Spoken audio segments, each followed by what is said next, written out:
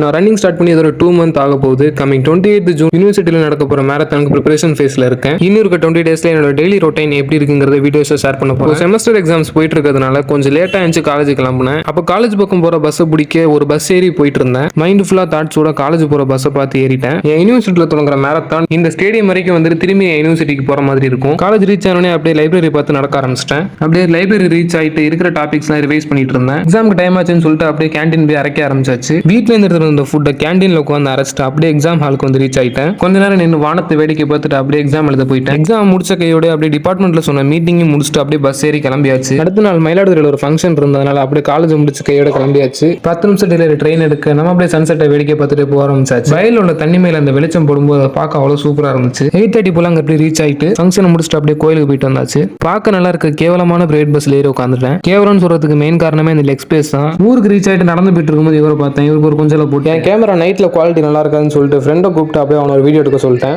Video எதுக்குன்னு கேட்டீங்கன்னா அவன் வளர்ந்தோடனே காட்டலாம்னு அதுக்கு தான். கட்சியா இவங்க மாதிரி ஹார்ட் ஒர்க் பண்ணணும்னு சொல்லி வீடியோ முடிச்சு